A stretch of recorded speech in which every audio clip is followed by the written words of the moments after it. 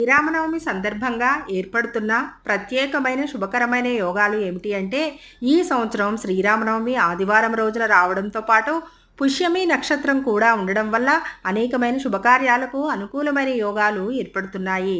ముఖ్యంగా రవి పుష్య యోగం, సర్వార్థ సిద్ధి యోగం, సులక్ష్మీ యోగం, మాళవ్య రాజయోగం, బుధాదిత్య రాజయోగం.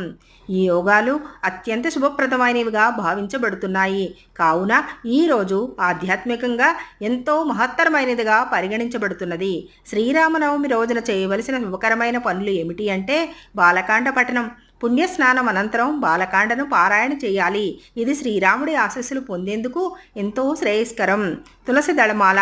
108 తులసి ఆకులపై శ్రీరామ అనే నామాన్ని వ్రాసి వాటితో మాల తయారు చేసి శ్రీరాముడికి అర్పించాలి.